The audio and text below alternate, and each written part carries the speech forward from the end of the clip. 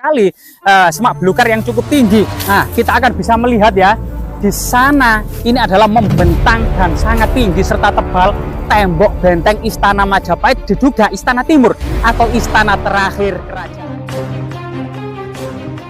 Kemarau di puncaknya ini ya, udara memang cukup panas, namun sedikit angin yang membuat udara semakin dingin. Dan kita akan terus menelusuri pada masa akhir Majapahit. Ada beberapa sumber, misalnya prasasti Pabanolan yang ditemukan di Gubuk Lakah Malang. Ini ternyata memuat informasi angka tahun ya, yang sebagaimana Profesor Hasan Jafar membacanya dan beberapa kemudian sejarawan Belanda membacanya, ternyata berangka tahun 1541 Masehi. Tapi bukan hanya angka tahun ini yang terpenting, di dalamnya ada sebuah kalimat, telah sinurat ring Sangyang Pajaran ring Wilwatikta. Jadi di sini memuat informasi bahwasanya prasasti ini ditulis di Sangyang Pajaran atau tempat akademi atau semacam sekolahan saat ini gitu ya, di Wilwatikta atau di Majapahit. Wilwatikta merupakan nama lain dari Majapahit. Sehingga diduga, dan memang ini ada sebagian sejarawan Belanda yang menganggap tahun 1541 atau di pertengahan abad ke-16 ini Majapahit masih ada.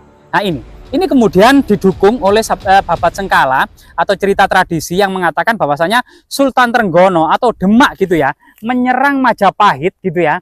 Itu kemudian penerangan Majapahit di Penanggungan atau Gunung Penanggungan ini diserang oleh Demak dengan pasukan Sultan Trenggono yang besar itu pada tahun 1543, sehingga kemudian Gunung Penanggungan dinyatakan kalah. Nah, bisa jadi kemudian apa yang ada di Gunung Penanggungan dan serangan Demak atas kemudian Gunung Penanggungan, diduga ada semacam istana termasuk pejabat kerajaan, termasuk para raja atau ekstensi sebuah kerajaan atau laskar Majapahit yang tersisa yang ada di Gunung Penanggungan ini masih ada dan diduga masih membangun benteng istana pertahanan. Jadi jika kita lihat di lereng Gunung Penanggungan ini ada semacam memanjang terbuat dari tembok batu bata merah kuno seperti benteng pertahanan. Bisa jadi ini jika dihubungkan dengan sumber tradisi adalah serangan Demak atas Gunung Penanggungan tahun 1543 Masehi ya,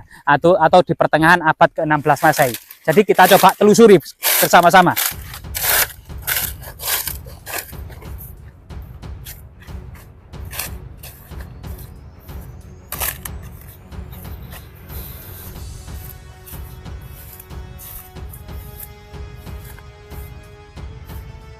Jadi bandul peradaban telah silih berganti dan ini sebuah keniscayaan sebagaimana Mataram kuno pernah berpindah dan terjadi perang saudara di dalamnya.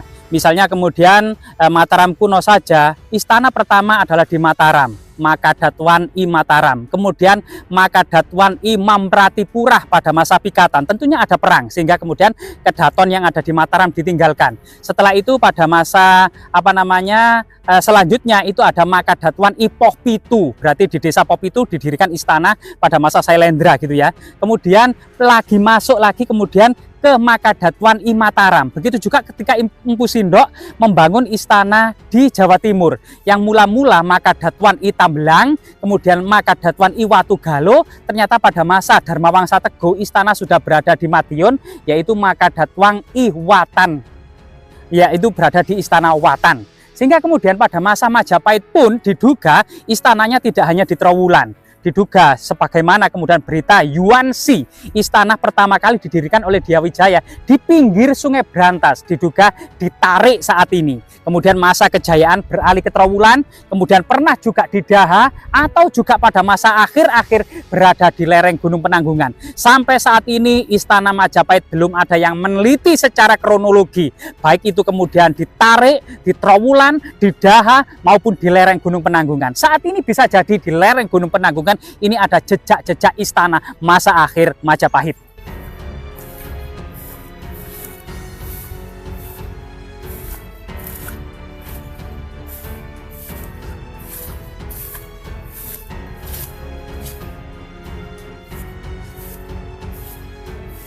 Jadi kondisinya memang tertutup semak belukar, jadi kita masuk lewat mana ya, karena ini terhalang sekali semak belukar yang cukup tinggi.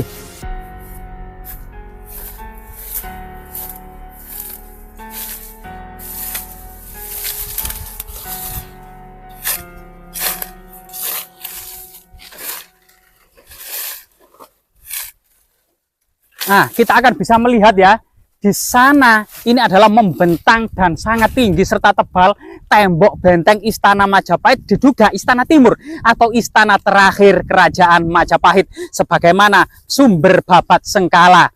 Demak menyerang Gunung Penanggungan secara besar-besaran sampai benar-benar menaklukkan tahun 1543 Masehi.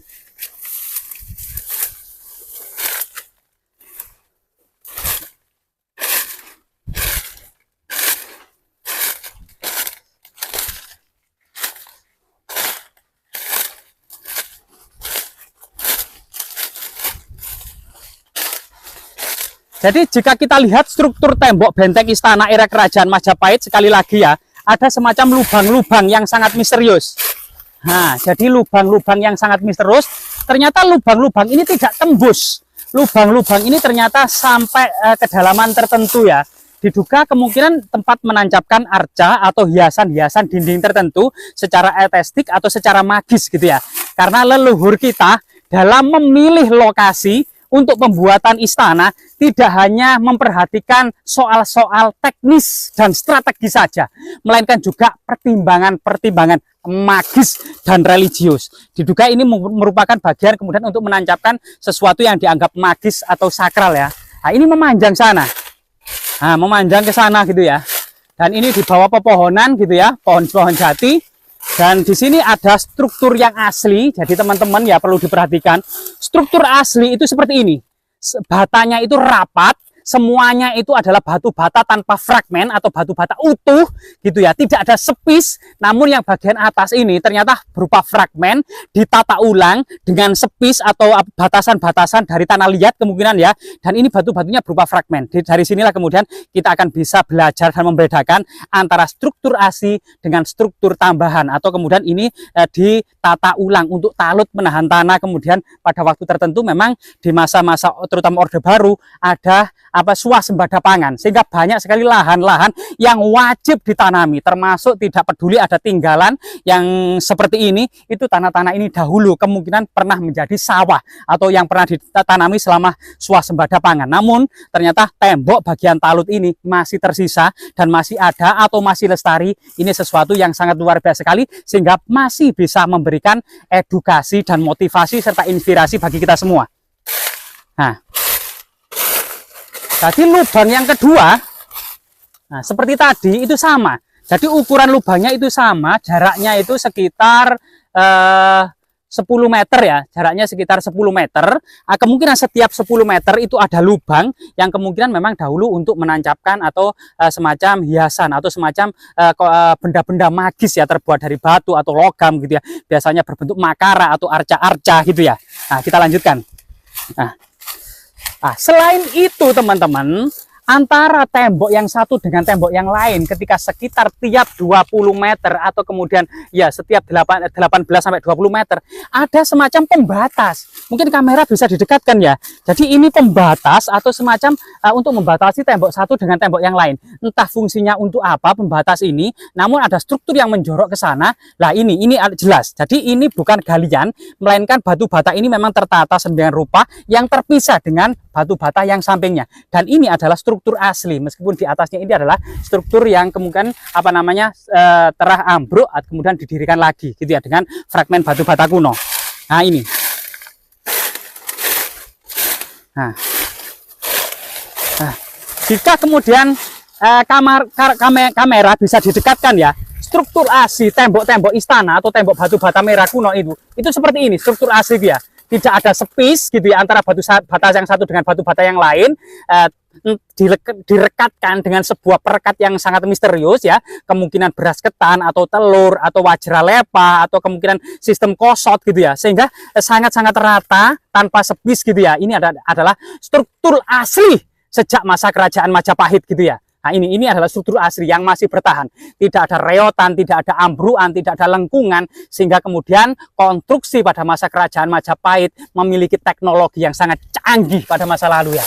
Nah ini, nah jika kita lihat sampai sini, nah ini, nah ini kemudian sama, ada yang sekitar 20 meter itu ada sepis lagi ya, atau 10 meter ya, ya sekitar 10 sampai Ya, sekitar 10 meter. Ada sepis lagi, ini lebih lebar lagi. Jadi sepisnya ini sekitar 20 cm untuk membatasi tembok sebelah barat dengan tembok sebelah timur. Nah, ini salah satu kemungkinan teknologi ya, agar kemudian ketika ambruk tidak terjadi ambrukan total, atau kemungkinan untuk memiliki fungsi-fungsi magis. Sekali lagi, leluhur kita dalam membuat konstruksi atau memilih tempat tidak hanya pertimbangan teknis strategis atau tidak pertimbangan teknologi saja, melainkan juga pertimbangan magis dan religius itu juga menjadi pertimbangan. Jadi faktor lubang seperti ini itu juga harus mendekati dua pendekatan tersebut, pendekatan teknis strategis teknologis maupun kemudian pendekatan magis religius. Yaitu di situ kemudian ada tembok yang menjorok, kemudian kemungkinan itu ada semacam tulangan karena tembok-tembok itu tulangan. Kalau dari sana sekitar kemudian 40 meter ada tulangan, 40 meter ada tulangan, ini kita sama dengan tembok-tembok yang ada di temuan yang ada di Kumitir. Jadi kembali lagi kepada sejarah ya, selain sejarah kemajuan teknologi, konstruksi, sistem irigasi, bahkan kemudian tembok-tembok raksasa seperti ini ya, yang merupakan jejak-jejak teknologi dan konstruksi arsitektur pada masa kerajaan Majapahit yang kokoh, yang kuat lebih dari 700 tahun lamanya. Juga kita belajar bagaimana kemudian kerajaan Majapahit yang jaya itu runtuh, ternyata dirundung perang saudara sejak mangkatnya Gajah Mada serta Raja Hayam Wuruk. Setelah Wikramawardhana sang menantu menjadi raja yang bersuamikan Kusumawardhani yang merupakan putri dari Hayam Wuruk ini, ternyata kemudian anak selir yaitu Breh Wirabumi menuntut menuntut hak atau menuntut yang menjadikan kemudian terjadi perang Paregreg secara besar-besaran antara Majapahit dengan Blambangan atau Wirabumi. Dan ini pun berlangsung cukup lama, sekitar 5 tahun, antara tahun 1401 sampai 1406. Bahkan tahun 1405 sebagian besar rombongan Muhammad Cengho yang mendarat di Wirabumi dibantai oleh pasukan Majapahit. Nah, ini salah satu kemudian tragedi, artinya perang bubat, artinya perang Paregreg Agung ini ya, ini memang terjadi. Kalau memang perang bubat yang terjadi pada tahun 1357 ya, yaitu antara rombongan pengantin Sunda di lapangan Bubat, ini juga merupakan historis gitu ya. Namun kemudian yang kita bahas saat ini adalah perang Paregreg. Ternyata perang Paregreg ini berlarut-larut. Pada masa Wikrama, Raden Gajah Brahnarapati, seorang pahlawan yang berhasil menumpas Wirabumi, ini kemudian pada masa Suhita tahun 1433 dipersalahkan dan Raden Gajah Brahnarapati ini dipenggal, yang artinya terjadi semacam pergantian kekuasaan atau rezim yang ada di Majapahit. Sudah rezim lagi ya gitu ya. Artinya memang saya kira ada ular.